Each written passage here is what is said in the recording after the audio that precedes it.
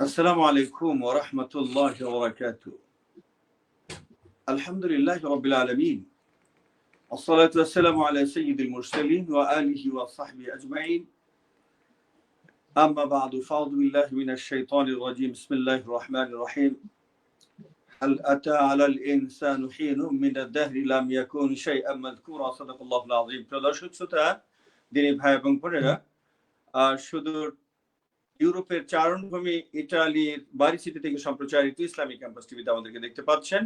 সকলকে আন্তরিক শুভেচ্ছা এবং অভিনন্দন জানাচ্ছি, মোবারকবাদ জানাচ্ছি আজকের এই সুন্দর আয়োজনে। প্রিয় দর্শক, আমরা দেশ নিয়ে, মাতৃভূমি নিয়ে, আমাদের স্বাধীনতা নিয়ে, আমাদের উলামায়ে কেরামদের ভূমিকা নিয়ে আমাদের কথা বলবো এই জন্য যে ইন্নী জাইলুন ফিল আরদি খলিফা, আসলে আল্লাহর প্রকৃত পক্ষে খলিফা যারা, আল্লাহ সুবহানাহু ওয়া তাআলার প্রতিনিধিত্ব কিন্তু আলেমরাই করবেন। এটাই হচ্ছে একেবারে চিরন্তন সত্য কথা। এবং আল উলামা ওয়ারাসাতুল আম্বিয়া, আম্বিয়া আলাইহিস সালাতু ওয়াস সালাম বা নবী রাসূলগণের অবশিষ্ট কাজ বলা ঠিক হবে না, অসম্পূর্ণ কাজও বলা ঠিক হবে না। চলমান কাজের সরাসরি সহযোদ্ধা হচ্ছে ওলামায়ে কেরাম। আজকের দেশ বিনির্মাণে ওলামায়ে কেরামের ভূমিকা, তাদের ঐক্য অথবা ঐক্যের চলমান প্রক্রিয়ার মাঝে এখনো যদি কোনো লোক কাজ করে অথবা এক ধরনের কি বলবো এটাকে, যে আমি আমারটা চাই, বিচার মানি, তাল গাছ আমার, এরকম কিছু বিষয় থেকে যায়, আমি আসলে অতটা খুলে ভূমিকাতে আলোচনা না করে আমি সরাসরি আমাদের সম্মানিত আলোচকদের কাছে আমি যেতে চাইবো। আজকের এই অনিন্দ আয়োজনের প্রধান অতিথির আসন অলঙ্কৃত করেছেন মুআজ্জাজ মুহতারাম ডক্টর শেখ বশির আহমেদ মাক্কি হাফিজাহুল্লাহ। মোহতারাম, আপনি খুবই ক্লান্ত আমি জানি, সারাদিন অজস্র পরিশ্রমের মধ্যে ছিলেন। আপনি কি আমাদেরকে শুনতে পাচ্ছেন? কেমন আছেন আপনি শেখ বশির আহমেদ? আসসালামু আলাইকুম ওয়া রাহমাতুল্লাহি ওয়া বারাকাতুহু। আসসালামু আলাইকুম ওয়া রাহমাতুল্লাহ। মাশাআল্লাহ মাশাআল্লাহ, আজকে সবাইকে সুন্দর দেখাচ্ছে, আলহামদুলিল্লাহ। উজ্জ্বল চেহারা, বিশেষ করে আলেমরা ঐক্য হচ্ছে, এই চেতনাটা আমাদের অন্তরে আসলে আমরা খুশি হই। সেই প্রেক্ষিতে আমরা সারা বিশ্বের মানুষদেরকে দোয়া করতে বলবো। বাংলাদেশি ভাষাভাষী সারা বিশ্বে যারা আছেন তাদের দোয়ার অবশ্যই দরকার। খুবই আমরা মুহতাজ, মুখোমুখি আপনাদের দোয়ার দিকে। এই পরিবেশটা, এই আলোচনাটা আমাদেরকে সুযোগ করে দিয়েছে এফ এ আলাউদ্দিন ইটালির বাড়ি সিটি থেকে। ওনাকে দোয়া না করে পারতেছি যে আলহামদুলিল্লাহ, ওনাকে আল্লাহ হায়াত দারাজ করুক। এবং এই আমাদের প্রোগ্রামটা যেটা আমরা করতেছি সারা জীবন আবদুল্লাবাদ কিয়ামত পর্যন্ত আল্লাহ জারি রাখুক। এর মাধ্যমে মানুষ উপকার পাচ্ছে, সারা জীবন মানুষ ইনশাআল্লাহ। প্রত্যেকে আমরা কথা বলি, কার কথার দ্বারা কি উপকার হয় এটা আল্লাহ তাআলা ভালো জানে। অনেকেই স্বাভাবিক কথা বলে, এর দ্বারা মানুষের অন্তরে এইটার কি হয়, আঘাত খানে, এর দ্বারা মানুষের অন্তরে প্রভাব পড়ে যায়। সুতরাং আমাদের আলোচক বৃন্দকে ধন্যবাদ, যারা আলোচনা নিয়ে আসছেন সবাইকে ধন্যবাদ। আমাদের শেখ আমিনকে, ফজিলত শেখ, আজকে মদিনা থেকে জিদ্দে আসলো উনি, আলহামদুলিল্লাহ এটা ক্লান্ত, তারপরে আমাদের এই যে প্রোগ্রামে অংশগ্রহণ করলো, প্রোগ্রাম পরিচালনায় ওনার ভূমিকাটা স্পষ্ট। আল্লাহ ওনাকে হায়াত তাইয়্যিবা দান করুক। বারাকাল্লাহু ফীকুম, জাযাকুমুল্লাহ খায়রা। হাইয়াকাল্লাহ, আল্লাহ ইয়ারদা আলাইকা শেখ আল কারীম আল আজিজ। প্রিয় দর্শক শ্রোতা, আমরা অনুষ্ঠানটি দেখতে পাচ্ছি সুদূর ইতালি থেকে সম্প্রচারিত এপি আলাউদ্দিন কর্তৃক আয়োজিত এবং সুপ্রতিষ্ঠিত একটি ইসলামিক কণ্ঠ, একটি ইসলামিক অপ্রতিরোধ্য ইসলামের ধারাবাহিকতা, ইসলাম প্রচার প্রসারের ক্ষেত্রে ব্যাপকভাবে কাজ করে চলেছে ইসলামী ক্যাম্পাস টিভি। এবং ইউরোপের প্রতিকূল পরিবেশ থেকে কাজটি করা খুবই কঠিন ব্যাপার। আমি তার নেখায়াত কামনা করছি এবং অসংখ্য দর্শক শ্রোতা যারা আছেন ইসলামিক ক্যাম্পাস টিভির, আমরা সকলকে আন্তরিকভাবে অভিনন্দিত করছি। আমাদের প্রিয় মহতরম ডক্টর বশির আহমেদ সাহেবের আমরা কথা শুনছিলাম। আমরা এ পর্যায়ে মহতরম মুফতি ইমাম রেজাউল করিম হাফিজাহুল্লাহকে আমরা দেখতে পাচ্ছি না। ডেফিনেটলি আমরা ইনশাআল্লাহ পেয়ে যাব। ফ্রিকোয়েন্সি কিছুটা বোধহয় দুর্বলতা সেখানে। শেখ সাইফুল্লাহ হাফিজাহুল্লাহ আমাদের অত্যন্ত প্রিয় ব্যক্তিত্ব। মহতরম, আমাকে শোনা যায়? আসসালামু আলাইকুম।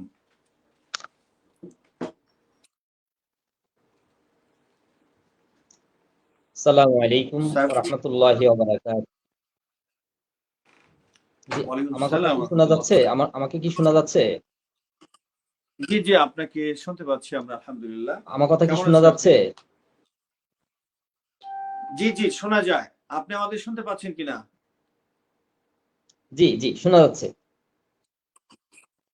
জাযাকাল্লাহ খাইর। অনেক আলহামদুলিল্লাহ। ধন্যবাদ আপনাকে।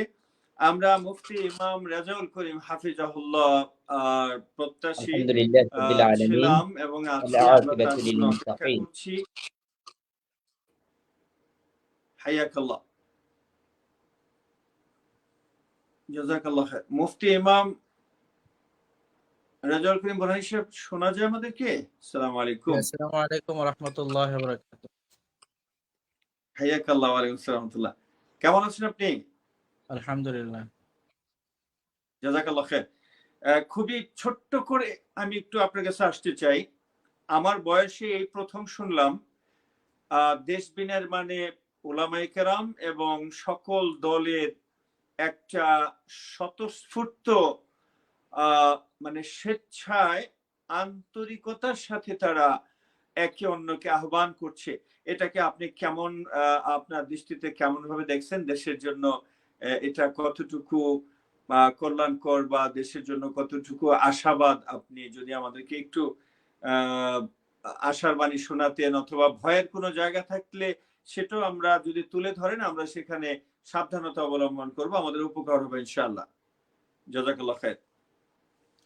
আসসালামু আলাইকুম ওয়া রাহমাতুল্লাহি ওয়া বারাকাতুহু। আলহামদুলিল্লাহি রাব্বিল আলামিন ওয়াসসালাতু ওয়াসসালামু আলা আকরামিল আমবিয়াই ওয়াল মুরসালিন সাইয়্যিদিনা মুহাম্মাদিন ওয়া আলা আলিহি আত-তাইয়্যিবিন আত-তাহিরিন। আম্মা বা'দ।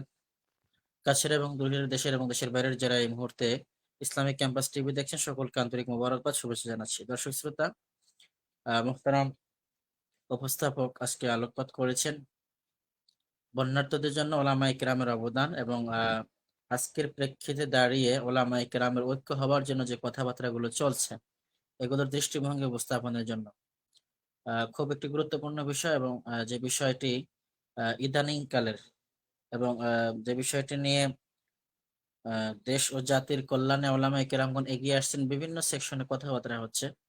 জাতির ক্রান্তি লগ্নে যারা সবচেয়ে বেশি ইতিপূর্বে নির্যাতিত হয়েছিলেন, আজকে তারাই দেশ ও জাতি গঠনে কাজ করছেন এবং সকল ঐক্যবদ্ধ হয়ে একত্রে কাজ করার চেষ্টা করছেন। আসলে এর ফলাফল কি হতে পারে, অথবা আসলে আমরা ঐক্যবদ্ধ থাকতে পারবো কিনা, সে বিষয়গুলো নিয়ে আমি গুরুত্বপূর্ণ একটি দিক আলোচনা করে ইনশাআল্লাহ পরবর্তী উপস্থাপক এই বিষয়ে বিস্তারিত আলোচনা করবেন।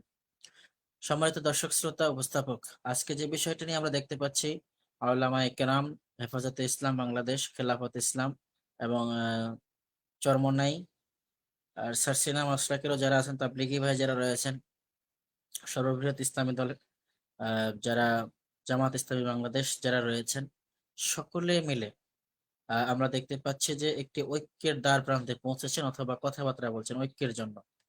এই বিষয়টির জন্য আমরা সর্বপ্রথম আল্লাহর দরবারে শুকরিয়া আদায় করি যে উলামায়ে কেরাম অনেক দেরিতে হলেও ঐক্যের বিষয়ে কথা বলছেন এবং একটি ঐক্যের প্ল্যাটফর্মে কাজ করার জন্য ওনারা একত্রিত হচ্ছেন।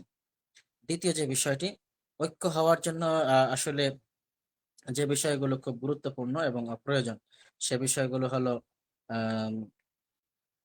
ঐক্যের জন্য ছাড় দেওয়ার মন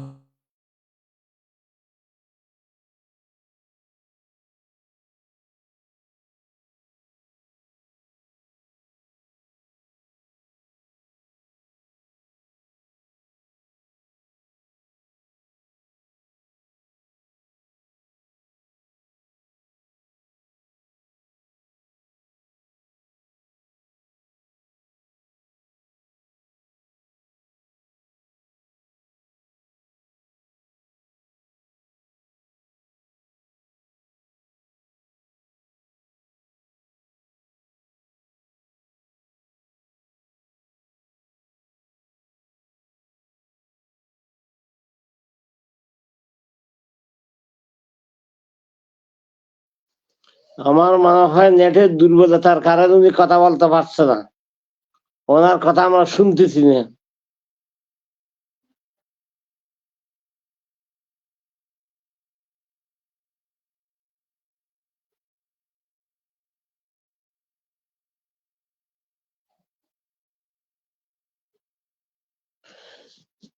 আলহামদুলিল্লাহ, আলহামদুলিল্লাহ ওয়াকাফা ওয়া সালামুন আলা ইবাদিহিল্লাযীনা ইসতাফা, আম্মা বা'দু, ফাকাদ ক্বালা তাআলা ওয়া'তাসিমু বিহাবলিল্লাহি জামিআন ওয়া লা তাফাররাকু। সম্মানিত প্রিয় উপস্থাপক ফজিলত শেখ আমিন হাফিজাহুল্লাহ ওয়া রাআ, ফজিলত শেখ মুফতি রেজাউল করিম বুরহানি, ফজিলত শেখ সাইফুল্লাহ এবং সবার ঊর্ধ্বে এই ইসলামী ক্যাম্পাস টিভির চেয়ারম্যান APM আলাউদ্দিন, সবার প্রতি শ্রদ্ধা রেখে আমি আমাদের যে আলোচ্য বিষয় আলেমরা যে ঐক্যের সুদি পান, ঐক্যের দিকে যাচ্ছে, এই কথা শুনে আমরা আলহামদুলিল্লাহ হৃদয়ের গভীর থেকে প্রাণ ঢালা সবাইকে অভিনন্দন জানাচ্ছি। যে ঐক্যের যুদ্ধ যে সারা জীবন আমরা চেষ্টা করতেছি, সারা জীবন লেখনির মাধ্যমে, এই যে গ্রন্থকারের মাধ্যমে, কিতাব লেখনির বই লেখার মাধ্যমে, বক্তৃতার মাধ্যমে, সেমিনার সিম্পোজিয়ামের মাধ্যমে সারা জীবন আমরা এই কথাই বলে আসছি, ইতিসাম বিহাবলিল্লাহ, আল্লাহর রজ্জুকে একত্রে ধরা। এখানে বিচ্ছিন্নতার কোন সুযোগ নেই। সুতরাং ঐক্যের যুদ্ধ ছাড় দিতে হবে। যে তাল গাছটা আমার বাগে, এই কথা বললে চলবে না। এখানে তাল গাছ সহ, সুন্দরবনের গাছ সহ সব যার বাগে যায়, আমার কিছু আসে যায় না। কিন্তু ঐক্য হতে পেরেছি, এই আনন্দটাই আমাদেরকে উদ্বেলিত করে। ঐক্যটা যে যেদিকে যাক, যার যেদিকে পড়ুক, কিন্তু আমরা যে ঐক্যের মাধ্যমে ইসলামকে, ঈমানকে, মুসলিম জনতাকে এ কথা বুঝাতে পারছি যে আলেম সমাজের ঐক্য, দাঈদের ঐক্য এবং সারা যে ইসলাম প্রিয় মানুষদের ঐক্য, সাধারণ মানুষরা আজকে দুহাত তোলে আপনার কাছে, দুহাত তোলে আল্লাহর কাছে, মন উজাড় করে দোয়া করছে আপনাদের জন্য। যে এই যে হেফাজত মার খেয়েছে, এমন কোন মানুষ নেই যে তাদের জন্য ক্রন্দন করে নাই। আমাদের কোরআনের ফাঁকিকে যেভাবে মারা হচ্ছে, মারছে জামাত ইসলামের বড় বড় নেতারা, নিজামী সাহেব সহ যে অসংখ্য যে বড় বড় নেতারা, কেন্দ্রীয় নেতারা তো আসে, বিশ্ব নেতারা, জেলা ভিত্তিক, উপজেলা ভিত্তিক যেগুলো টর্চার হয়েছে, ওদেরকেই জেলে 5 তারিখ ওদেরকে ছাড়া পেয়েছে। আমরা যেটাকে স্বাধীন বলেছি, সেই দিনে অনেকে জেলে ছিল। সে ঘোষণার সাথে সাথে অনেকে জেল থেকে বের হয়েছে। সুতরাং এত বছর মজলুম হওয়ার পর, যে আপনি আমি এবং দেশের আফামর জনতা জুলুমে নিষ্পেষিত হওয়ার পর, যে আল্লাহর ওই বাণী কি খেয়াল পড়ে না? ওমা লাকুম লা তুকাতিলুনা ফি সাবিলিল্লাহ ওয়াল মুস্তাদআফিনা মিনার রিজালি ওয়াল নিসাই ওয়াল বিলদান আল্লাযীনা ইয়াকুলুনা রাব্বানা আখরিজনা মিন হাযিহিল ক্বরিয়াতি যালিমা আহলুহা ওয়াজআল লানা মিন লাদুনকা ওয়ালিয়্যান ওয়াজআল লানা মিন লাদুনকা নাসীরা। আপনাদের কি হয়েছে? আপনারা আল্লাহর রাস্তায় কেতাল জিহাদ করছেন না কেন? অথচ আবাল বৃদ্ধ বনিতা বৃদ্ধরা খানছে, ছেলেরা খানছে, মজলুম ব্যক্তিরা খানতেছে। সুতরাং এগুলোর সবগুলোর জবাব, এগুলোর সবগুলোর উত্তর আমরা এখনই পাইতেছি হাজারো জুলুমের পরে। আল্লাহর যে বাণী, ইন্না লানানসুরু রুসুলানা ওয়াল্লাযীনা আমানু ফিল হায়াতিদ দুনিয়া ওয়া ইয়াওমা ইয়াকুমুল আশহাদ, আমি ইন্না লানানসুরু রুসুলানা, আমি রসুলকে সাহায্য করেছি, এবং ওয়াল্লাযীনা আমানু, এবং ঈমানদারদেরকে ফিল হায়াতিদ দুনিয়া, এই দুনিয়ার হায়াতে সাহায্য করে তাকে, ওয়া ইয়াওমা ইয়াকুমুল আশহাদ, এবং কিয়ামতের ময়দানে সাহায্য করবে। সুতরাং এই সাহায্য পেতে হলে ঐক্য, ঐক্যের বিকল্প নেই। এবং এই ঐক্য করতে গিয়া যে ছাড় তো দিতে হবে, প্রয়োজনে আমি কিছু পেলাম না, কিন্তু আমার জাতি তো ইমান হারাতে হবে না। আমার জাতি যে বুঝবে যে ঐক্য যে একটা ফরজ, ওয়ালা তাফাররাকু ওয়ালা তাফাররাকু ওয়ালা তাতাফাররাকু, আল্লাহর বাণী যে বিচ্ছিন্ন হয় না, বিচ্ছিন্ন হবে না, বিচ্ছিন্ন হবে না। যেই রকম আল্লাহ তাআলা সতর্ক বাণী দিয়েছে, শারা'a লাকুম মিনাদ-দীনি মা ওয়াসসা বিহি নূহু ওয়াল্লাযীনা আওহাইনা ইলাইক ওয়া মা ওয়াসাইনা বিহি ইব্রাহিমা ওয়া মূসা ওয়া ঈসা আন আকিমুদ-দীন ওয়া লা তাতাফাররাকু। এই যে শরীয়ত, এই ইসলাম, এইটা নূহ আলাইহিস সালাম থেকে নিয়া, আদম আলাইহিস সালাম থেকে নিয়া, ইব্রাহিম আলাইহিস সালাম থেকে নিয়া, ওয়াল্লাযীনা আওহাইনা ইলাইক, হে রাসূল আপনার কাছে ওহীর মাধ্যমে জানানো দিয়েছেন। আল্লাহ তাআলা বলতেছে যে কি, যে আন আকিমুদ্দিন, দ্বীনকে প্রতিষ্ঠিত করো, দ্বীন কায়েম করো, ওয়ালা তাতাফাররাকু, সেখানে বিচ্ছিন্নতার লেশ মাত্র যেন না থাকে। সুতরাং আলেমরাই কথা বলবে, আলেমদের মধ্যে যারা সর্বোচ্চ উলামা পরিষদ আছে, যাদেরকে সারা বিশ্ব চিনে, যারা কথা বলতে পারে মানুষের সামনে, যারা ওয়াজের মাধ্যমে, বাণীর মাধ্যমে এবং রক্ত ঢেলে দিয়ে যারা এই কাজগুলি করতেছে, তারা কথা বলুক, আমরা বাকি আলেমরা সবাই চুপ থাকবো। এবং সবাইকে এক কথা লক্ষ্য খেয়াল করতে হবে, আল উলামা ইউহাক্কিমুন ওয়াল হুকামা ইউনাফিজুন, আলেমরা আইন প্রণয়ন করবে, আলেমরা আইন প্রণয়ন সর্বোচ্চ আইন পরিষদে তারা ভূমিকা রাখবে।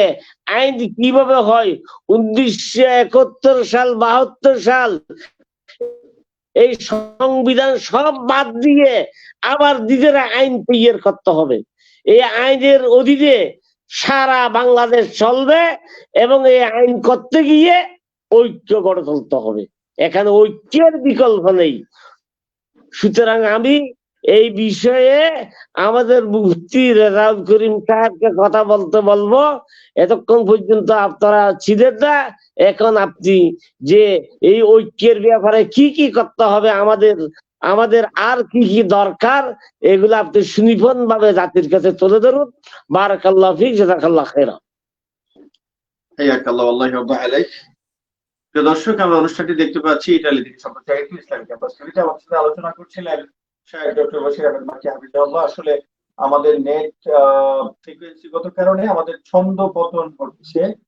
অনুষ্ঠান মালা যেভাবে আমাদের অ্যাপ্রোচ করার কথা, ধারাবাহিকতা আমরা রক্ষা করতে পারছি না বলে আন্তরিকভাবে দুঃখ প্রকাশ করছি। মুহতারাম মুফতি ইমাম রেজাউল করিম হাফিজাহুল্লাহ, আপনার মূল্যবান আলোচনা শোনার জন্য আমরা অপেক্ষা করছি। জাযাকাল্লাহু খাইর। জাযাকাল্লাহ। উস্তাদ সারসংক্ষেপ আলোচনা করছিলেন গুরুত্বপূর্ণ কথা, এর মাঝে উস্তাদের জন্য বারাকাল্লাহু ফিক। ইত্তেহাদ শব্দের সাথে কুওয়া শব্দটি একত্রে রয়েছে।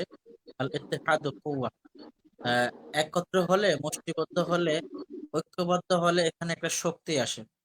আর যখন শক্তি আসে তখন শক্তির বিরুদ্ধে লোকজন দাঁড়িয়ে যায়, অথবা অন্য শক্তি, অপশক্তি যেটাকে বলা হয়, সে শক্তি এখানে কাজ করে। তো আমার মনে হয় যে আমরা যদি ঐক্যবদ্ধ হই, তার আগে সতর্ক হওয়া উচিত যে আমাদের পেছনে শত্রুতা করার জন্য কিংবা মুনাফিকি করার জন্য কেউ লেগে আছে। আমাদের সতর্কতার, ঐক্যের পেছনে আমরা যেহেতু সবাই মিলে এক হয়েছি ওলামায়ে কেরাম, এই জন্য পিছন দিক থেকে আমাদের যে ল্যাকিংস গুলো থাকতে পারে, যে জন্য আমাদের ঐক্য ভেঙে যেতে পারে, এই বিষয়গুলো আমাদের খুব খেয়াল রাখতে হবে। আমি বলেছিলাম আব্দুল্লাহ ইবনে উবাই ইবনে সালুলের কথা। সে কিন্তু আল্লাহ নবী মুহাম্মদ সাল্লাল্লাহু আলাইহি সাল্লামের আপন রক্তের কেউ ছিলেন না, এবং জলিলুল কদর সাহাবী খোলাফায়ে রাশিদিনেরও কেউ তিনি ছিলেন না। কিন্তু তিনি ঐক্যের ফাটল ধরানোর জন্য যে ভূমিকা পালন করেছেন, এ যুগের ইসলামের ইতিহাসের প্রত্যেকটি ঐক্যের দ্বার প্রান্তে যখন উম্মাহ পৌঁছেছিল, ওলামায়ে কেরাম পৌঁছেছিল, ঠিক সে সময় ঐক্য ভাঙার জন্য এমন এক দল হিতাকাঙ্ক্ষী তৈরি হয়ে কাজ করেছিল। আদম এবং হাওয়া যখন দুজনে মিলে ইবাদত করছিলেন জান্নাতে, তখন শয়তান এই বিষয়টা খুব পছন্দ করেনি। আহ সে কসম করেছে, শপথ করেছে, কেঁদেছে, এবং জান্নাত থেকে তাদেরকে বের করার জন্য আল্লাহ তাআলার বিরোধিতা, আল্লাহ তাআলার আইন এবং আদেশের বিরোধিতা করানোর জন্য প্ররোচনা দিয়েছিল। আমরা আজকে যে ঐক্যের কথা বলছি এবং যে ঐক্যের প্ল্যাটফর্মে আমরা কাজ করছি, সকল ঘরানার ওলামায়ে কেরাম একত্রে হয়েছেন। আমি দোয়া করছি তাদের জন্য, তারা যেন মুনাফিকদের কথায় বিভ্রান্ত না হয়ে ঐক্যটা ছেড়ে না দেন। কারণ আমরা যদি এই জায়গা থেকে সরে আসি, দ্বিতীয়বার ঐক্য হওয়ার মতো আমার মনে হয় এমন সুযোগ আর হয় কিনা সন্দেহ আছে। এজন্য আমি সকলের জবান থেকে এই কয়েকদিন যা নিঃসৃত হয়েছে 5ই আগস্টের পর থেকে এই পর্যন্ত, এবং আমরা যতটা মিটিং দেখেছি, সেমিনার দেখেছি, ঐক্যবদ্ধ প্রয়াসের জন্য যতগুলো কথাবার্তা শুনেছি, সবকিছু মিলে মনে হয়েছে যে ওলামায়ে কেরাম ঐক্যের দ্বার প্রান্তে। এখন এসে ওলামায়ে কেরামকে ফসল ঘরে তোলার সময়। ঠিক এই সময়টিতে আমরা ফসল তোলার আগে কোনো মাসালাগত বিভেদ নয়, এটা হারাম ছিল, এটা হালাল ছিল, অমুকে এত নম্বর এত নম্বর। আজকেও আমি দেখেছি এক ভাই স্ট্যাটাস দিয়েছেন, আল্লামা মওদুদি এটা বলেছেন এজন্য এটা হারাম, এটা হালাল, তার দল করা যাবে না। এই জাতীয় কথাগুলো যেসব ন্যারো মাইন্ডের আলেম ওলামা এখন লিখেন এবং বলেন, আমার মনে হয় তাদের কমন সেন্সের খুব অভাব আছে। আবার চরমনের ফিসাব মরহুম রাহেমাহুল্লাহ কোন কোন জায়গায় কি কি বেদাত কথা বলেছেন, শিরক কথা বলেছেন, তার কোন কিতাবে কত নম্বর পৃষ্ঠায় লেখা আছে, এগুলো যারা তুলে দেন এখন ধরছেন, আমার মনে হয় আলেমগুলোর কমন সেন্সের অভাব। তাদেরকে হয়তো এই মুহূর্তে জেলে দেওয়া দরকার। কারণ বৃহৎ ঐক্যের জন্য ঐক্যবদ্ধ আফরদ ওয়াতাসিমু বিহাবলিল্লাহি জামিআন ওয়ালা তাফাররাকু। আপনি ছোটখাটো যে বিষয়গুলো নিয়ে কথা বলছেন, এগুলো মুস্তাহাবের বিষয়। যে ভাই আমাদের মধ্যে রাফাইয়াদাইন করে, আমার মনে হয় এই ভাই ফরজ ওয়াজিব নষ্ট করেন না, উনি সুন্নাহ অথবা মুস্তাহাবের কাজগুলো নিয়ে আহলে হাদিসের ভাইদের সাথে হানাফি ভাইদের একটা জায়গায় শুধু ওয়াজিব নিয়ে তারতম্য, আর অন্যান্য যে জায়গাগুলো আপনার কথা বলছেন, সে জায়গাগুলো ফরজ ওয়াজিবের কিছুই না, নামাজ হবে কি হবে না এমন কোনো মাসালা নয়। এই জন্য আমার মনে হয় ঐক্য বিনষ্ট হওয়ার জন্য ছোট ছোট এমন দুই একটা মুনাফিক ভাই যথেষ্ট, যে ভাইয়েরা এই পোস্ট গুলো ইদানিং দেন এবং কাজ করছেন। আল্লামা মওদুদী অমুক জায়গায় অমুক কথা বলছেন, হেফাজতের অমুক জায়গায় উনি অমুক কথা বলছেন, উনি এই কাজটা করা ঠিক হয় না, এমন করেছেন, ওনাকে আমি খুব ভালো করে চিনি, ওনার দ্বারা হবে না, উনি আগেও খেয়ানত করেছেন, এখনো খেয়ানত করবেন। এই কথাগুলো এইভাবে আমার মনে হয় বলা ঠিক হবে না এই মুহূর্তে।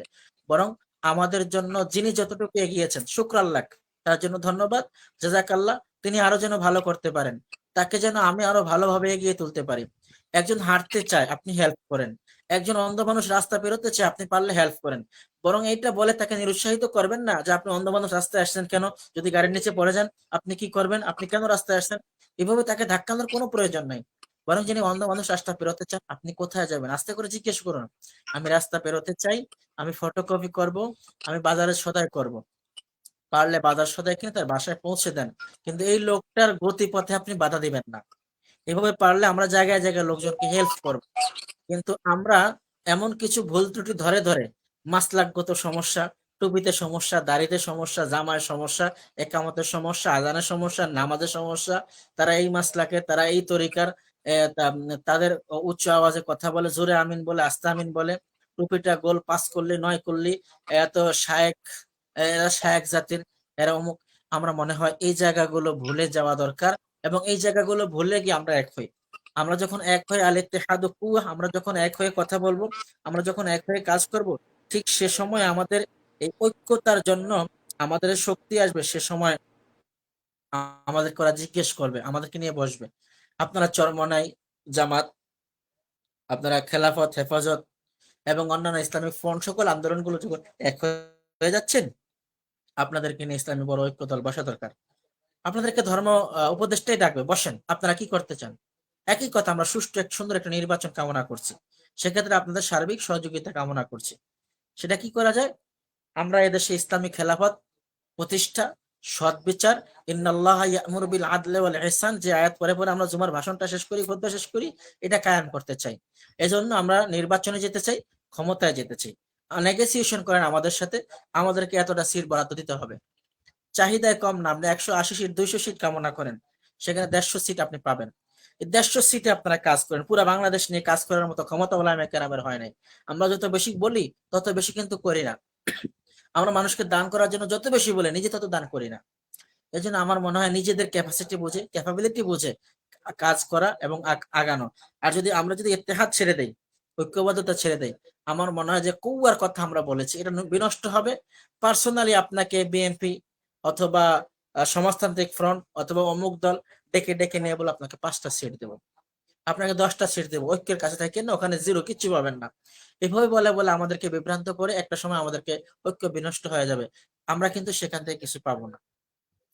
ঐক্য বিনষ্ট হওয়ার জন্য আমাদের মধ্যে কিছু দোষ কাজ করে, সেগুলা হচ্ছে আনা খায়রুম মিনহু, যেটা শয়তানের কল। আল্লাহকে বলেছিল খলাকতানি মিন নার ওয়া খলাকাহু মিন তিন, আপনি আমাকে সৃষ্টি করেছেন আগুন থেকে, আর তাকে সৃষ্টি করেছেন মাটি থেকে। এই তো ইবলিসের এই অহংকারের কারণে সে ধ্বংস হলো। এজন্য আনা খায়রুম মিনহু, সে তো মাত্র অল্প 10 জন লোকের পীর, আমি 10 লক্ষ মানুষের পীর। আমি আমার আমার সদস্য সংখ্যাই রয়েছে 30 লক্ষ, তার সাথে আমার কি বসাবসি হয়, কি আছে, আর তো আমি বসা দরকার। এভাবে করে আনা খায়রুম মিনহু, আনা আকবারু মিনহু, এভাবে করে মুতাকাব্বিরের কোন বিষয় যেন আমাদের নির্বাচনের আগ পর্যন্ত আমাদের মধ্যে না আসে, তাহলে ঐক্য ধ্বংস হয়ে যাবে এবং আমরা আমাদের নিজস্ব জায়গা থেকে কাজ করতে পারবো না। ওয়াল কুওয়াতু তুওয়াত্তি ইলান নাসর, আর ঐক্যটা মানুষকে সহযোগিতার জন্য, নসরতের জন্য এগিয়ে দেয়।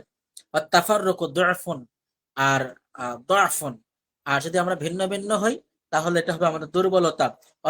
দুআফু ইউহাক্কিকুল হাসিমা, আর যতটা দুর্বল হবে ওলামায়ে কেরামের জনগোষ্ঠী ওয়ারাসাতুল আম্বিয়াগণ, ততটা লাঞ্ছনা বঞ্চনা ভোগ করবেন, যা ইতিপূর্বে ভোগ করেছেন। ওয়াত তারিখু খায়রু শাহিদিন আলা যালিক, আর ইসলামের ইতিহাস আমাদের কাছে এরকম উত্তম শাহাদাতি সাক্ষ্যই দিচ্ছে যে আমাদের অবস্থা কেমন হয়েছে। ইত্তাহাদাল মুসলিমুনা ফি গাজওয়া ওয়া বদর, ইসলামের ইতিহাস, আমরা যখন ঐক্য ছিলাম বদরের ময়দানে, তখন আল্লাহ তাআলা সাহায্য করেছিলেন, আকাশের ফেরেশতা দিয়ে সাহায্য করেছিলেন। ওয়াক্তালাফু ফি গাজওয়াতি ওয়াহিদ, আর আমরা যখন ইখতিলাফ করেছি গাজওয়া উহুদের মধ্যে, তাহলে ফানহাজামু, তখন আমরাই কিন্তু দলবিভক্ত হওয়ার কারণে লজ্জিত হয়েছি, আক্রান্ত হয়েছি। শাহাদাতের সংখ্যা বেশি ছিল, আমরা ধৈর্যচ্যুত হওয়ার কারণে, ইখতিলাফের কারণে আমাদের এই জায়গাগুলো এমন হয়েছে। শেষ দিকে এসে সূরা আলে ইমরান 3 নম্বর সূরা 102 এবং 3 নম্বর আয়াতের মধ্যে আল্লাহ বলেছেন ওয়াতাসিমু বিহাবলিল্লাহি জামিআন ওয়া লা তাফাররাকু।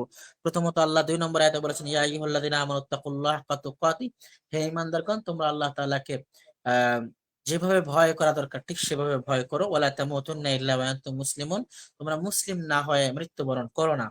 ওয়াতাসিমু বিহাবলিল্লাহি জামিআন ওয়া লা তাফাররাকু, আল্লাহ তাআলার রজ্জুকে তোমরা আঁকড়ে ধরো এবং তোমরা বিচ্ছিন্ন হয়ো না।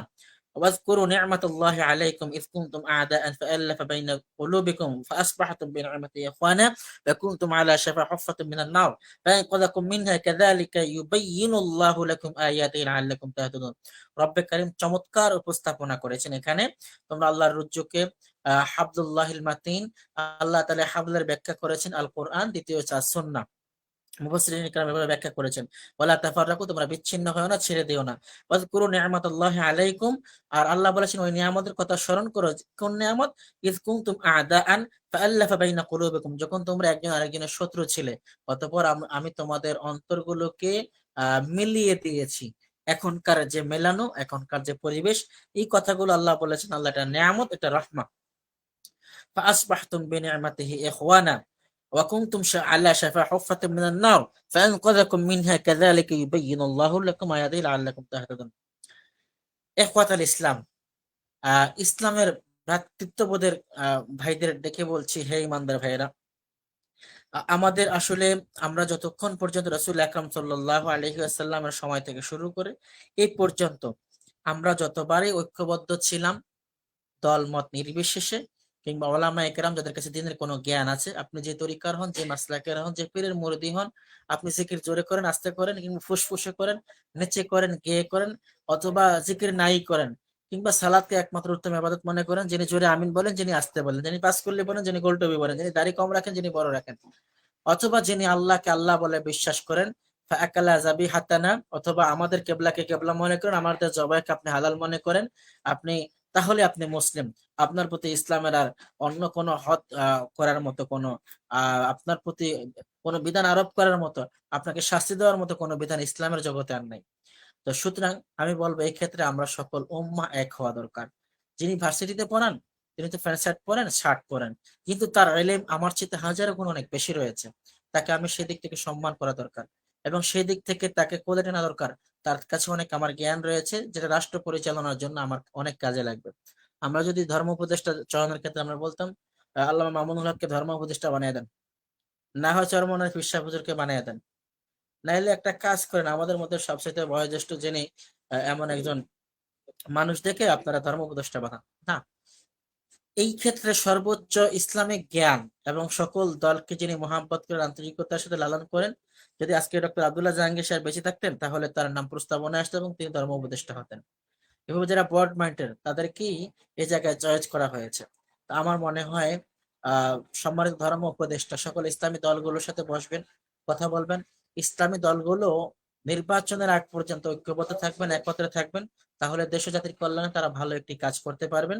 ফাটল ধরার জন্য যে যে লেকিংস গুলোর কথা আমি বলেছি এগুলোর বিষয়ে আপনারা সতর্ক থাকবেন, এবং যারা ফাটল ধরাতে পারে তাদেরকে আমি চিহ্নিত করেছি, এবং যে জন্য ফাটল ধরা হতে পারে না খৈরুম মেনহু হতে পারে, বড় চেয়ে একটি হতে পারে, আমাদের ছোট ছোট যে আমলগুলো, অথবা বৃহৎ আকারে আপনি আকীদা নিয়ে, আকীদা ঠিক নেই, সব ঠিক নেই, আকীদা ঠিক করা দরকার, এটা ঠিক করা দরকার, এইভাবে যারা কথাবার্তা বলেন, আমার মনে হয় আপনি তো পাশে দাঁড়িয়ে সালাত আদায় করছিলেন ওনার, উনি তাশাহুদ পারে, আপনিও পারেন, তাশাহুদের অর্থ উনি যা বলেন আপনি তা বলেন, আকীদার ক্ষেত্রে আপনি যা বলছেন উনিও তা বলছে, আপনার মনে হয় ওনার ব্যাখ্যাটা ঠিক না।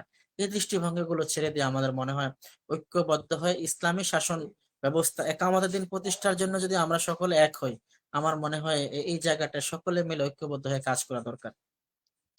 এবং এই জন্য আমাদের সর্ববৃহৎ ছাড়ও দেওয়া দরকার, যেটি কোরআনুল কারীম আল্লাহ তাআলা অসংখ্যবার বলেছেন আমাদেরকে ইতিসাম হওয়ার জন্য, ঐক্যবদ্ধ হওয়ার জন্য, আমরা যেন বিচ্ছিন্ন না হয়ে যাই। আল্লাহ তাআলা আমাদের প্রতি রহম করবেন, দয়া করবেন, দেশ ও জাতির কল্যাণে আমরা যেন আগামী দিনে, আগামী ভবিষ্যতে লিডারশিপে কাজ করতে পারি, যেভাবে আল্লাহ কোরআনে বলেছেন ইন্নী জাইলুন ফিল আরদি খলিফা, আমি তোমাদেরকে জমিনে প্রতিনিধি করার জন্য প্রতিনিধি হিসেবে প্রেরণ করেছি। সেই কাজগুলো যেন আমরা করতে পারি, আল্লাহ তাআলা আমাদেরকে সেই তৌফিক দান করুন। হাযা মা ইনদি ওয়াল ইলমু ইনদাল্লাহ আলাইহি তাওয়াক্কালতু ওয়া ইলাইহি মুনীব। আসসালামু আলাইকুম ওয়া রাহমাতুল্লাহি ওয়া বারাকাতুহু। ওয়ালাইকুম আসসালাম ওয়া রাহমাতুল্লাহি ওয়া বারাকাতুহু। প্রিয় মোহতারাম শেখ মুফতি ইমাম রেজাউল করিম নুরানী হাফিজাহুল্লাহ, আপনার চমৎকার আলোচনার জন্য আমি ধন্যবাদ জানাচ্ছি। মোহতারাম, একটা ছোট্ট ছোট্ট একটা আলোচনা আমি আপনার কাছে আশা করছি প্রশ্ন আকারে। যে সরকারটা এখন চলছে, অর্থাৎ ডক্টর ইউনূস সাহেবের কথা বলছি, উনি যে কাজটি করতে চাচ্ছেন যে ফ্রি অ্যান্ড ফেয়ার একটা ইলেকশন উপহার দিবেন তিনি। এ পর্যায়ে আইন শৃঙ্খলার যথেষ্ট অবনতি আমরা দেখতে পাচ্ছি, অনেক বিরোধিতা করা হচ্ছে দেখতে পাচ্ছি, একদম ফারাক্কার বাদ ছেড়ে দেওয়া থেকে শুরু করে বহু কিছু ঘটতেছে বাংলাদেশে। আমি অতদূর আলোচনা করে প্রশ্নের আকার পরিধি লম্বা হয়ে যাবে। তো এই বিরোধিতা বা যারা দুশ্মনী করতেছে দেশের সাথে, এটা জনগণ কিভাবে মোকাবেলা করবে? মানে জনগণেরও কি কোনো ভূমিকা আছে কিনা, নাকি সব দায়িত্ব ডক্টর ইউনূস সাহেব এবং আসিফ নজরুল সাহেব সহ যারা এখানে উপদেষ্টা মন্ডলী আছেন, মানে জনগণেরও কি কোনো ভূমিকা আছে কিনা, যদি আপনি ছোট্ট করে আমাকে দুটি কথা বলতেন। জাযাকাল্লাহ খায়ের। আলহামদুলিল্লাহ। সম্মানিত উপস্থাপক, আমাদের এখানে আপনি জানেন একটি দল দীর্ঘ 16 বছর শাসন করেছিল। তারা তাদের গ্রুপ লিডার যারা রয়েছেন তারা দেশের বাইরে রয়েছেন, দেশের ভিতরেও কেউ সেনাবাহিনীর আদলে অবস্থান করছেন নিরাপত্তায়, কিংবা কিছু ভাইয়েরা বিএনপি পন্থী যারা অর্থলোভী তারাও কিছু ভাইদেরকে নিরাপত্তা দিয়ে রেখেছেন, অথবা কিছু স্বার্থান্বেষী মহল দোষী ব্যক্তিদের দোষ হওয়ার পরেও, জানার পরেও তারা তাদেরকে আশ্রয় দিয়েছেন। এজন্য আপনি কাউকে পাবেন সুন্দরবনে, আপনি কাউকে পাবেন হাতিয়ায়, আপনি কাউকে পাবেন বর্ডার ক্রস করছে এই অবস্থায়। এভাবে করে তারা চলছে।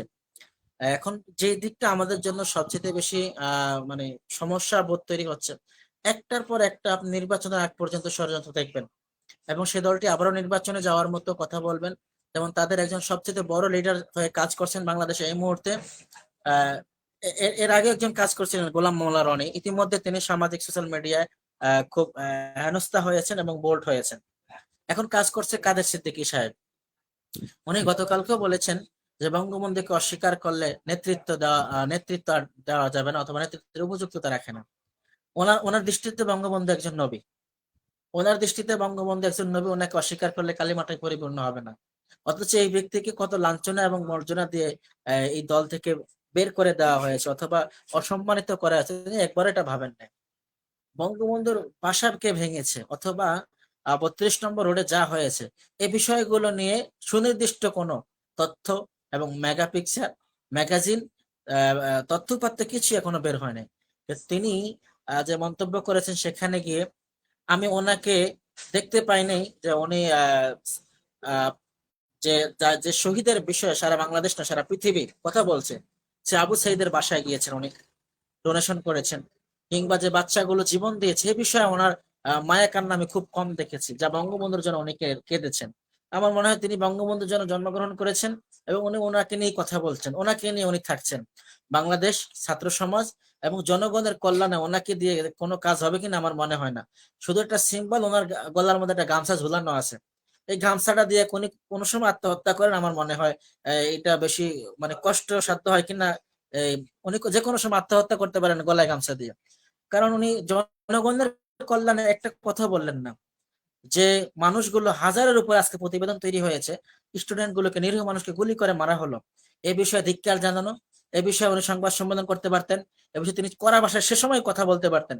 সে সময় তিনি অন্দরের গর্তে লুকিয়েছিলেন, আজকে এসে বঙ্গবন্ধুর কথা স্বীকার করছেন, আজকে এসে তাদের দলের কথাবার্তা গুলো বলছেন। এই মানুষগুলো দুনিয়াতেও স্বার্থপর, আখিরাতেও স্বার্থপর হবে, কিন্তু সে সময় তো ওনাদের জান্নাতের কোনো বুবাতাস পাবেন কিনা আমার মনে হয় না। আমাদের বর্তমান চলমান যে অবস্থা, বন্যা পরিস্থিতির পরে মানুষগুলো ঘর বাড়িতে কেউ কেউ যেতে পেরেছেন, কিন্তু এত পরিমাণ শ্যাওলা আর ময়লা, এগুলো ধুয়ে তার জায়গাটা ৫-৬ দিন একাধারে যদি রোদ থাকে কন্টিনিউ, তারপরেও ১ মাস লাগবে তাদের চুলায় আগুন জ্বালাতে, খাবার জোগাতে। এই পরিমাণ ক্ষয়ক্ষতি হয়েছে। কারো গরু বাছুর হাঁস মুরগি সব চলে গিয়েছে, রান্না করার মতো কোনো উপায় অন্তর সেখানে নেই, ফ্রিজটাও নষ্ট হয়ে গেছে। ঠিক ওখানে পুনর্বাসন এবং কন্টিনিউয়াসলি ২ মাস খাবার দাবারের ব্যবস্থা করা, এই বিষয়গুলো মাথায় নিয়ে যদি ওনারা কাজ করতেন তাহলে ওনাদের জন্য কল্যাণ হতো। পাশাপাশি গত সরকারের আমলে যারা বিরোধী দলে ছিলেন বিএনপির ভাইয়েরা, তারাও খুব লেগে উঠে পড়েছেন নির্বাচন কবে হবে, নির্বাচন কবে হবে, সুস্পষ্ট বক্তব্য কেন দিচ্ছেন এবং কেন আসছে না। আমার মনে হয় ওনারা যদি কাজ করতেন ওই বন্যা কেন্দ্রিক ভাইদেরকে নিয়ে, তাহলে যে দেশও যাতে ওনাদেরকে প্রিয় করে বুকে টেনে নিত। কিন্তু আমরা দেখেছি ওনাদের কিছু কিছু নেতা ছাত্রদের উঠানোর টাকা দিয়ে যে প্যাকেট করা হয়েছে বন্যার্থদের জন্য, ৬০০, ৬৫০, ৮০০ প্যাকেট এসে বলে দিয়ে গেছে, অমুক নেতা বলছে এই কয়টা প্যাকেট দিয়ে দিও, আর প্যাকেট গুলো নিয়ে ওনাদের ওনাদের ব্যানারে তেরানের ছবি তুলে এটা পোস্ট করছে। তার মানে ওনারা আছেন কতক্ষণ ক্ষমতাটা ছেড়ে দেবে ডক্টর ইউনূস, ওনারা ক্ষমতায় গিয়ে আবারও অন্যদের মতো করে ওনারা টেন্ডারবাজি করবেন, চুরি করবেন, বিদেশে টাকা পাচার করবেন, এবং জায়গায় জায়গায় মানুষদেরকে অটো ট্রাক থামিয়ে টিকিট বেচে হয়রানি করবেন, এই চিন্তায় ওনারা আছেন। দেশ ও জাতি যখন এমন অনিরাপদ ভবিষ্যতে, ঠিক সে সময় আমার মনে হয় ২৮ নম্বর সূরা কসাসের ৫ এবং ৬ নম্বর আয়াত আল্লাহ তাআলা যথার্থ করে দেন কিনা, ওয়া নুরিদু আন নামুন্না আলাল লাযিনা ইসতাদআফু ফিল আরদ ওয়া নাজআলাহুম আইম্মাতান ওয়া নাজআলাহুমুল ওয়ারিসিন ওয়া নুমাক্কিনা লাহুম ফিল আরদ ওয়া নুরিয়া ফিরআউনা ওয়া হামানা ওয়া জুনুদাহুমা মিনহুম মা কানু ইয়াহতারুন। আমার মনে হয় সে ফলাফলটি ঘটে যেতে পারে। আল্লাহ ওদের কারো হাতে ক্ষমতা দেবে না, তৃতীয় ব্যক্তি দুর্বল কোন মানুষের হাতে ক্ষমতা দেবেন। সর্বশেষ যে প্রশ্নটি এসেছে, এই প্রধান উপদেষ্টা, ধর্ম উপদেষ্টা সকলে মিলে ওনারা কি পারবেন এ দেশে জাতির কল্যাণে একটি নিরাপদ এবং নিরপেক্ষ আদালতপূর্ণ নির্বাচন উপহার দিতে?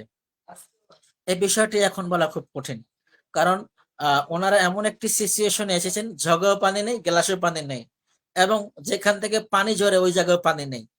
আগে পরে ওনারা গিয়ে দেখেন যে মোটরটাও ঠিক নেই, মোটরও চুরি করে নিয়েছে, টাঙ্কির মধ্যে বালু চালু পড়ে আছে, ময়লা পড়ে আছে। এখন মোটর প্রতিস্থাপন করা, বিদ্যুৎ লাইন দেওয়া, টাঙ্কি পরিষ্কার করা, ওখানে পানি আসলে প্রপারলি সকলে পানি পাবেন, নিজেরাও খেতে পারবেন। এমন একটি অবস্থায় দেশের যখন ঋণের বোঝা চাপানো, দেশ নিয়ে যখন মহা ষড়যন্ত্রে কিছু লোক লাগিয়ে রাখা হয়েছে, দুর্ঘটনার বাঁধ খুলে দেওয়া হলো, বন্যায় মানুষগুলো যখন হাবুডুবু খাচ্ছে, ঠিক এই মুহূর্তে একজন বিবেকবান মানুষ, অ্যাবনর্মাল হওয়া স্বাভাবিক। ওনারা তো এখনো ভালো আছেন, বেঁচে আছেন, এবং ওনাদেরকে ইতিমধ্যে বিভিন্ন বিষয়ে বিভিন্ন জায়গা থেকে হত্যার হুমকি দেওয়া হয়েছে, বিভিন্ন বিষয়ে তাদেরকে একেবারে নার্ভাস ফিল করা হয়, অথবা একটা মানুষ যেন মেন্টালি সব শেষ হয়ে যায়, হ্যারেস হয়, এমন বাক্যলাপ ওনাদের সাথে করা হচ্ছে। এই জন্য আমার মনে হয় ওনাদের জন্য সর্বোচ্চ দোয়া করা দরকার, যাতে করে মঈনুদ্দিন ফখরুদ্দিনের সরকার না হয়। এই মঈনুদ্দিন ফখরুদ্দিন যাদের হাতে ক্ষমতা দিয়ে গেলেন, তারা 16 বছর আমাদেরকে পাটা পুঁতে দিয়ে পিষালেন, এমন যেন না হয়। আমরা তো এক জালেম থেকে বেশি এসেছি, যেন আমরা আরেক জালেমের হাতে পতিত না হই। বরং আমরা দোয়া করছি আল্লাহ তাআলা এই ব্যক্তিবর্গ যারা রয়েছেন, সম্মানিত প্রধান উপদেষ্টা, তার ধর্ম উপদেষ্টা, স্বরাষ্ট্র উপদেষ্টা, পররাষ্ট্র উপদেষ্টা, এভাবে যারা ভিন্ন সেক্টরে কাজ করছেন, তারা যেন সর্বোচ্চ বিতর্কের ঊর্ধ্বে উঠে ইনসাফ ভিত্তিক একটি রাষ্ট্র ব্যবস্থা কায়েম করে যেতে পারেন। আইন শৃঙ্খলার যে অবনতির কথা বলছেন, এটি আরো 5-6 মাস লাগবে ঠিক হতে। কারণ আইন শৃঙ্খলা বাহিনীতে ঘাপটি মেরে থাকা, চুপ করে থাকা, এখনো অনেক হননকারী রয়েছেন, যারা এখনো চান ভালো মানুষগুলোকে গুম করে দেবেন, যারা এখনো ওদের সাথে ফোনে রিলেশন করেন, যারা ইতিপূর্বে হত্যার আদেশ দিত তাদের সাথে রিলেশন করেন। অনেক জার্নালিস্ট এমন রয়েছেন, অনেক আইন শৃঙ্খলা বাহিনী রয়েছেন, অনেক ব্যবসায়ী রয়েছেন।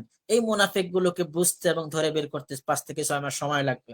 এরপরে আস্তে আস্তে করে আইন শৃঙ্খলা পরিবেশ ঠিক হয়ে আসলে একটা সময় আদালত ব্যবস্থা কায়েম করা ঠিক হয়ে যাবে। আপনাকে যে আমি একটা পরিসংখ্যান দিই, এইভাবে যে 64 জেলায় 64 জন জেলা প্রশাসক একবারে আদেল যদি নিয়োগ করেন, সমস্ত জেলার বিচার কার্যালয়ের হাকিমকে যদি আদেল ন্যায় বিচারক নির্ধারণ করেন, সমস্ত ইউনো মহোদয়দেরকে যদি আপনি আদালতপূর্ণ ইনসাফ ভিত্তিক কাজ করেন, নির্বাচন করেন, আপনি যদি সমস্ত মেয়রদেরকে, সমস্ত উপজেলা চেয়ারম্যানদেরকে এভাবে আদালতপূর্ণ ভাবে আস্তে আস্তে করে আপনি বসাতে পারেন, সুপ্রিম কোর্ট এমনকি হাইকোর্ট সকল জায়গায় যদি আপনি এভাবে করে আদালতপূর্ণ কাজ করতে পারেন, পুলিশের ঢেলে সাজানো পুলিশ সুপার থেকে শুরু করে একবারে হাই রেঞ্জ পর্যন্ত, সেনাবাহিনীর যারা ব্রিগেডিয়ার জেনারেল, লেফটেন্যান্ট কর্নেল যারা রয়েছেন, এভাবে শুরু করে যারা প্রত্যেককে যদি ইনসাফ ভিত্তিক যাদের মন মানসিকতা রয়েছে, জাতির কল্যাণে যারা কাজ করার জন্য রয়েছেন, এবং একটি বুলেটও তিনি নীতির বাইরে ব্যবহার করেননি, আল্লাহর কাছে জবাব দিতে পারবেন না, এভাবে ব্যবহার করেননি,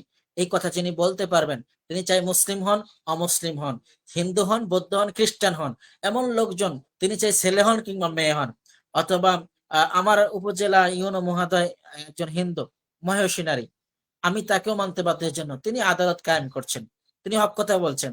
কিন্তু ওই দিন আমি তাকে মানবো না যেদিন তিনি ঘুষের লেনদেন করবেন কিংবা ন্যায়ের বিরুদ্ধে গিয়ে কথা বলবেন। আমি গভর্নমেন্টের একজন এমপ্লয়, অর্থাৎ আমি একটা মডেল মসজিদের ইমামতি করছি, সুতরাং আমি এই জায়গায় দাঁড়িয়ে বলছি, আমি ততদিন পর্যন্ত ওই ব্যক্তিদের প্রতি আস্থা ভরসা রাখবো ততদিন পর্যন্ত তারা ন্যায়ের কথা বলবেন, আইন শৃঙ্খলার পক্ষে কথা বলবেন, আদালতের কথা বলবেন, লেখা একরকম, আদেশ আরেক রকম, বাস্তবে আরেক রকম, যেন বিষয়টি এমন নয়। এই বিষয়গুলো, পুরো বিষয়গুলো ঠিকঠাক করতে আমার মনে হয় 3 বছর সময় লেগে যেতে পারে। এই 3 বছর পর্যন্ত আমার মনে হয় গত সরকার আমলে যারা বিরোধী দল ছিলেন, বিএনপি, তাদের এতটুকু ধৈর্য ক্ষমতা হবে না, অন্যান্য ফ্রন্টের এই ক্ষমতাগুলো হবে না। কিছুদিন পর আপনি দেখবেন মাঠে বামপন্থীরা নেমেছে নির্বাচনের জন্য। এই ক্ষেত্রে ডক্টর ইউনূসকে চয়েস করা এবং উনি এই জায়গায় এসে পৌঁছা, এবং উনি নির্বাচন ভিত্তিক যে কাজগুলো করছেন, বৈশ্বিক ভাবে ষড়যন্ত্র করে কূটনৈতিক ভাবে তাকে সরিয়ে দেওয়া, এই বিষয়টি অত বেশি সহজ নয় যতটা ওনারা সহজ মনে করেছেন, যার কারণে গেম খেলাটা এত সুন্দর হয়নি, সহজ হয়নি।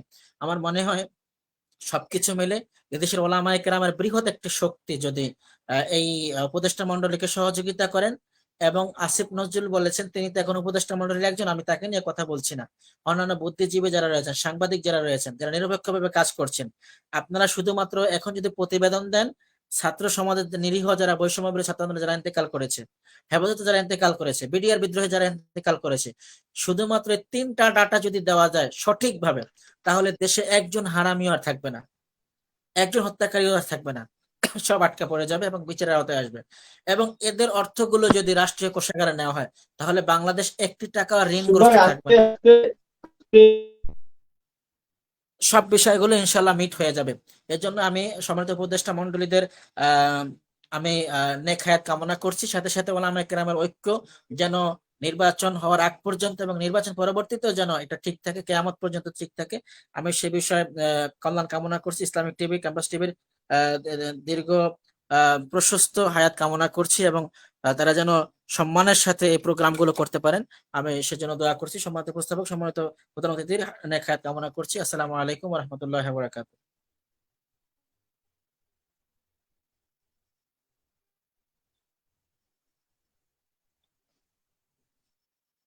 ওয়ালাইকুম আসসালাম রাহমাতুল্লাহি ওয়া বারাকাতুহু। হয়তো আমাদের সঞ্চালক সাহেবের নেটের দুর্বলতার কারণে আমরা আওয়াজ শুনতে পাচ্ছি যে আমাদের একটা কথা প্রায় গণতন্ত্র গণতন্ত্র, নির্বাচন নির্বাচন।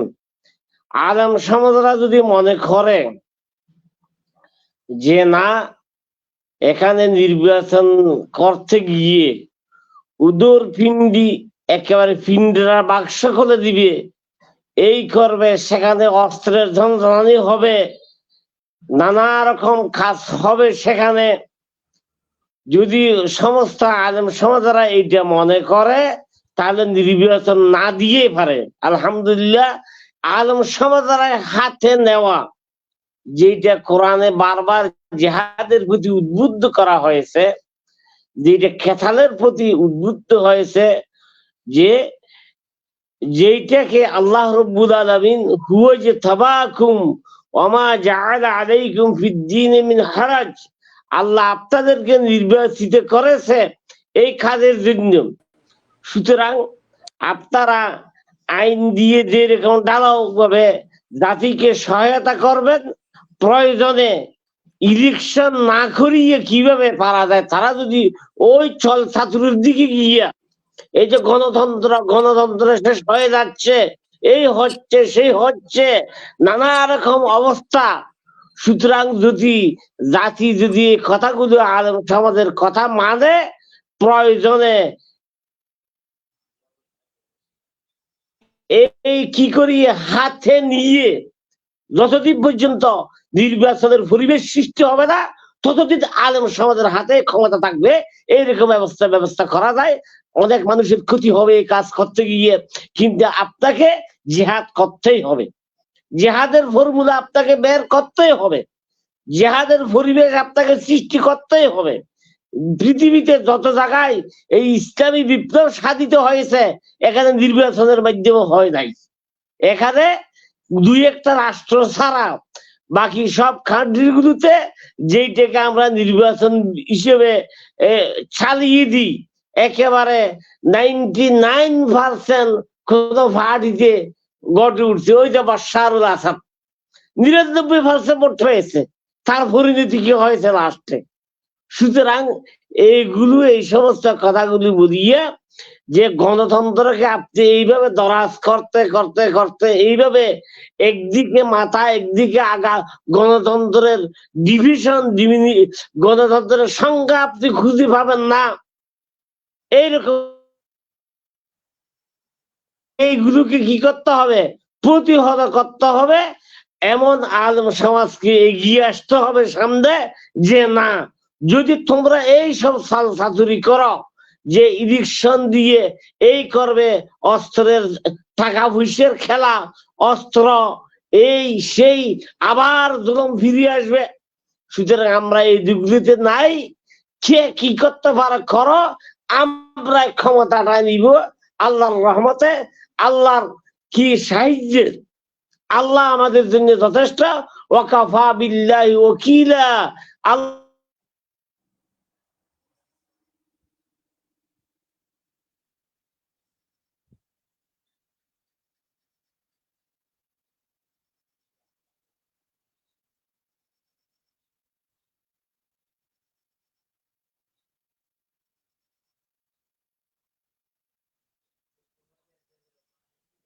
আজকে আমাদের নেটটা খুবই দুর্বল দেখা যাইতেছে।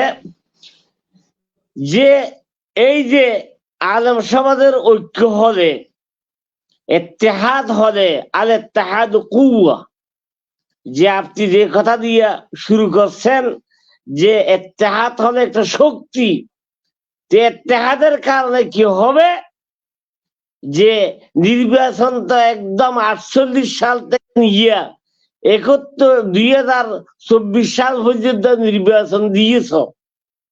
একেবারে কি করেছেন, এখানে কত কিছু করেছেন, একেবারে কত নেতা হত্যা হয়েছে, কত নেতার উৎপত্তি হয়েছে, কত কি হয়েছে, কিন্তু বাংলাদেশের বুকে আলেম সমাজগুলো বারবার দুর্বল হচ্ছে। বাংলাদেশের বুকে আলেম সমাজেরা টাকা পয়সা হারায়ে তাদের জ্ঞান পর্যন্ত হারাতে তারা কি করতেছে, যে জ্ঞান ছিল তাদের এই জ্ঞানগুলো হারাতে বসছে। সুতরাং এই যে ইমাম আবু ইউসুফ রাহিমাহুল্লাহ প্রধান বিচারপতি হয়ে হানফি মাযহাবের সমস্ত কিতাবগুলো কি করেছে, সরকারি হরেছে প্রচার করেছে। আপনারা আইন প্রণয়ন করলে বাংলাদেশের বুকে কোরআন আইন যে আছে, এই আইনকে ঢালাও ভাবে বাংলা ভাষায় আনিয়ে প্রয়োজনে সংবিধান মুলতবি করে, এই কাজটা সহজ না, কিন্তু এগিয়ে আসতে হবে। এছাড়া আমরা বিকল্প কিছু দেখতেছি না। যে এই দেশে এই যে ইলেকশন, এই যে 5 বছর নির্বাচিত হবে, 5 বছর নির্বাচিত হবে, সেখানে আলু কচু গোড়ার ডিম ছাড়া কিছু দেখা যাইতেছে না। সুতরাং আমাদের মনের মধ্যে যে খেয়াল আসছে, এই দেশটাতে যে কি করতে হবে, সৌদি আরবের বদলে আরব বিশ্বের মধ্যপ্রাচ্যের বদলে কোনো কিছু করা যায় কিনা। অথচ মধ্যপ্রাচ্য থেকে অনেক আলেম ওলামা বের হয়ে, ছাত্ররা বের হয়ে দেশের খান্ডারি, দেশের যে এইগুলো হাতে নেওয়ার জন্য সক্ষম রাখে। সুতরাং আমি কথা বাড়াচ্ছি না, এইটাই বলতে চাইতেছি যে না, আপনারা ভেবে চিন্তে দেখুন যে কোন দিকে গেলে দেশটা সুখে শান্তিতে এবং আল্লাহর রহমত প্রাপ্ত হবে। আমানু আহলুল কুরা লাত্তাকাউ আলাইহিম লাফাতাহনা আলাইহিম বারাকাতিম মিনাস সামাই ওয়াল আরদ। তাকওয়া অবলম্বন করা, তাকওয়ার দ্বারা সংবিধান রচনা করা। এই সংবিধান হবে তাকওয়ার সংবিধান, এই সংবিধান হবে ঈমানের সংবিধান, এই সংবিধান হবে হেফজুদ্দিন, দিন সংরক্ষণের সংবিধান। দিন কিভাবে সংরক্ষণ হবে, ঈমান কিভাবে মানুষের অন্তরে থাকবে, তাকওয়া কিভাবে গঠন হবে, এইরকম সংবিধান আমরা চাই। সেখানে কি হোক যে আব্রাহাম লিঙ্কনের গণতন্ত্র আসলো কিনা, অমুকের গণতন্ত্র আসলো কিনা, জাতিসংঘের সাপোর্ট আসলো কিনা, অমুকের সাপোর্ট আসলো কিনা, এইগুলি ভেবে দেখলে জাতি আবার পিছনে পড়বে। যেরকম আফগানিস্তানে সংবিধানের তোয়াক্কা না করে বৃহৎ শক্তি রাশিয়ান শক্তি তাদেরকে তারা পরাস্ত করলো, আমেরিকান শক্তি তাদেরকে তারা পরাস্ত করলো, শেষে তাদের একটা আলেম ওলামারা মিডিয়া এমন একটা শক্তির উদ্ভব করলো। আজকে মুদ্রা, আফগানিস্তানের আমলা মুদ্রা যেটা আছে সারা বিশ্বের বুকে একেবারে আমেরিকা এগুলোর কাছাকাছি পৌঁছে গেছে। আল্লাহ রহম করছে তাদেরকে। তো আমার দেশের আলেমারা এইটা এইভাবে দেখা দরকার। আমার দেশের মুফাসসিরিনরা, মুহাদ্দিসিনরা যে আপনি বলবেন আরো অনেক মানুষ রয়েছে, ভাই আপনারা অনেক দিন চালাইছেন। 48 সাল থেকে নিয়ে 2024 সাল পর্যন্ত অনেক দিন আপনারা কি করেছেন, এই পার্টি সেই পার্টি, যে আমি সরাসরি বললে আওয়ামী লীগকে দেখছেন, বিএনপি কে দেখছেন, জাতীয় পার্টিকে দেখছেন, আর কত কত হাসানুল হক ইউনুর, রাশেদ খান মেননের কত সংবিধান, ডক্টর কামাল হোসেনের সংবিধান যেটা প্রণয়ন করে ছেড়ে গেল, এক চুলু নড়ব না, ওই সংবিধান ভেঙে দিব না। ওই যে কবি নজরুলের মতো মানচিত্র ছাপাইয়ে ছাপাইয়ে খেতে হবে।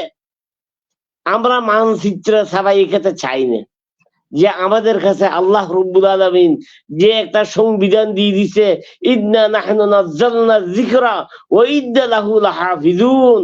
এই কোরআনকে সংবিধান আকারে আল্লাহ রাব্বুল আলামিন দিয়ে দিছে, আল কোরআন দস্তুরুনা, কোরআন আমাদের সংবিধান।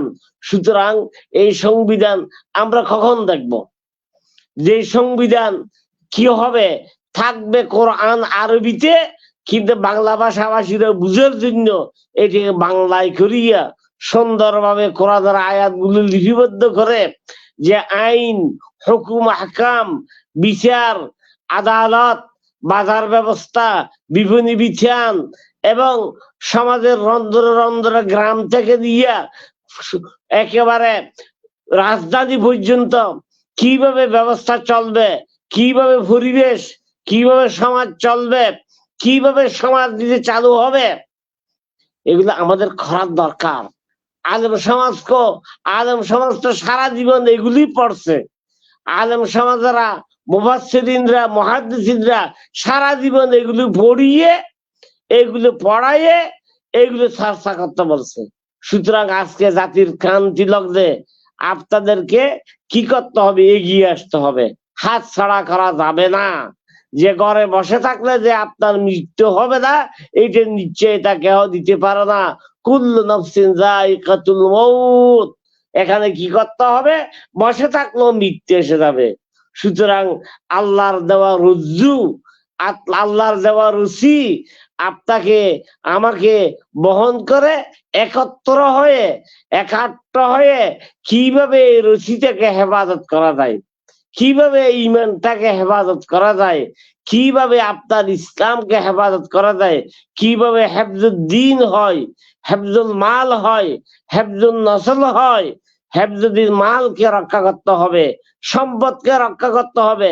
দুর্নীতিবাজদেরকে কোরআনের আইন দিয়ে, যারা দেশের হাজার হাজার কোটি টাকা সম্পদ বিনষ্ট করিয়া বিদেশে ফাঁসাই দিছে, কোরআনের আইন দিয়ে তাদেরকে শাসন করা। এখন বলার সুযোগ আসছে, এখন তা বলবে কখন? যারা চুরি করেছে, ডাকাতি করেছে, কোরআনের আইন অনুসারে তাদের বিচার করা হবে।